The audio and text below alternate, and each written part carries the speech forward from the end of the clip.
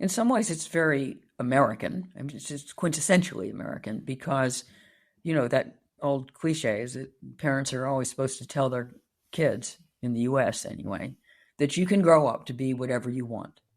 And you could grow up to be president.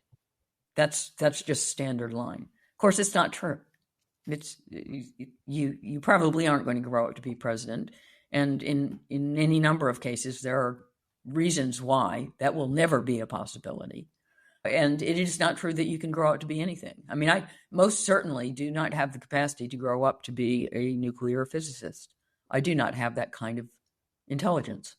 And no matter how much I try or what I want to try to buy off the shelf, as you note, it is a very commercial proposition.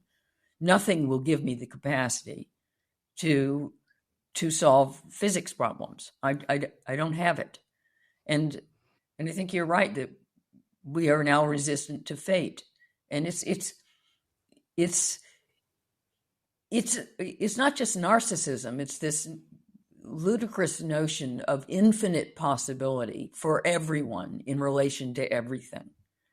And it really leads you to misery because there's not enough time to choose everything.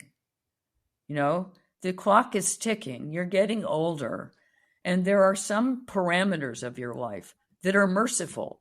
They solve problems, sometimes arbitrary problems. I mean, okay, you're born to particular parents, you're born in a particular country, a region of a country, you have certain natural skills and abilities, and you don't have others, which helps limit what you decide to do with your life. And, actually, we're underrating limitation.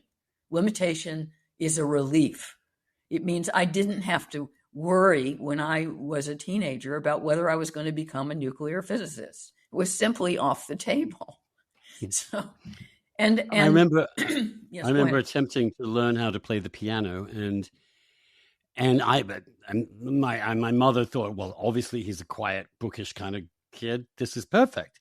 Got a piano teacher, and I tried for like a year, and I just could not get it. I could not get one hand to do something different than the other hand. Yes, here's what I think goes on, which is that most people don't really believe that because we know, no, I can't be a nuclear physicist. I'm probably not going to be able to fly an F-16. I won't write a great novel, even though I'm a writer, because I'm not gifted in writing fiction. Or I'm not smart enough to do high-end math or to code, stuff like that, right? And what happens is then you have to say, you're not smart enough. You're just not intelligent enough. That's the response. And no one wants to say that to anybody else in a democratic society. No one wants to say, nope, you can't do that because it's just beyond your ability. And that sort of antisocial, this rude, this kind of dismissive notion that because you aren't as good as someone else at something, somehow that's a slight to you personally, as opposed to just a fact of life, means that we're super sensitive to ever being told we can't do anything. Well, the left has become so obsessed with equality to the exclusion of all other qualities. That's all that seems to matter. That's a good society, one in which everyone is equal. And of course, unfortunately, the only way you can make everyone equal is to lower the bar basically to the floor so that everyone is equally useless. Everyone is poor.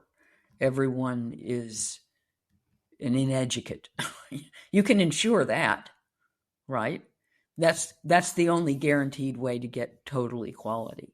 But I think this discomfort with inequality on the left is also to do with, the natural qualities that we were talking about, the level of intelligence you have, for example. And that's what I was taking on in my new novel, which is supposing that an ideology descends on the West, that there is no such thing as variable human intelligence. And therefore, we're going to impose this unreality on reality. And you can't discriminate on the basis of intelligence. It's it's the new racism. And the social satire side of the book is relatively light, even though the social consequences of this perfect anti-meritocracy are catastrophic.